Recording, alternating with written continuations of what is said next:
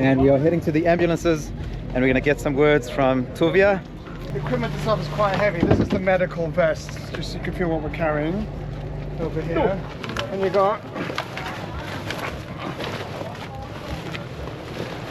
the medical webbing all that goes on, like this. And I'll have you know, friends, he's not just putting it on, because in the next few minutes they will be going in. We're just about to go in now.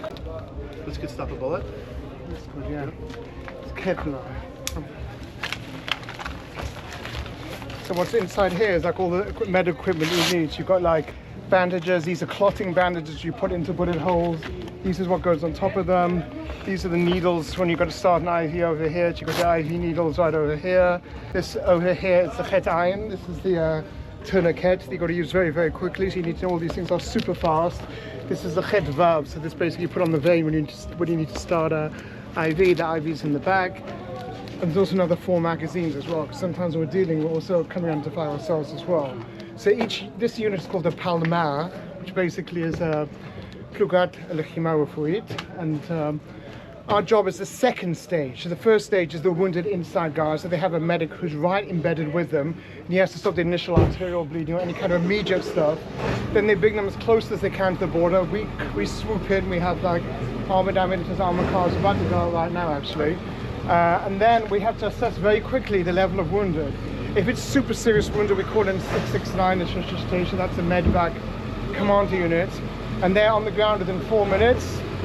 And then 30 seconds later, they're up again. Each helicopter has a medic and a doctor and a paramedic and a doctor in. If they're moderately wounded, we speed to the hospital. They're constantly loitering? Constantly, yeah. Within 5 minutes of calling, they're on the ground. Right. And then we've got and they're not armored, so they have an Apache helicopter on top of them, covering them. They're coming in Black Hawks with an Apache on top of them. Right. And then these ambulances, we take out moderately and lightly wounded people. And they're coming out, they're going to the hospital Barzilai, which is about 25 minutes. But as they're going out, with a whole surgery inside, so we're stabilizing them, giving them medication, opening their veins, whatever we need to do to stabilize them on the way to the hospital itself. Yeah. Okay. That's funny. Yeah. Thanks so much for coming out. Really appreciate it. Thank you. You'll never walk alone. So just one sec. What is all the commotion? There's been a lot of activity in Sajaiya, which is in our area. And there's already a medical team dealing with it, but they just suppressed the backup, so we're going into backup. A lot of wounded soldiers, and we're going to do what we do. So we have 2 surgeons, 3 paramedics, 8 combat medics, and infantry support. So we're just heading out now to give them the backup they need. Okay, anyway, I'm so glad we could get it done in time. That's Tuvia. Okay, friends, so here you can see all of the units. This is a military mobile unit, an emergency unit. They can do everything they need en route to Barzilai, which is the closest hospital.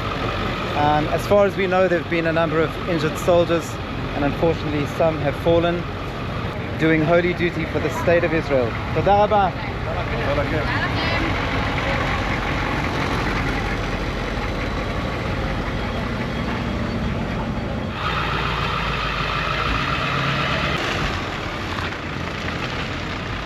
בהצלחה. תודה. תודה על הכל. בהצלחה. תודה רבה. Off they go, our holy soldiers. May Hashem bless their efforts and keep them safe.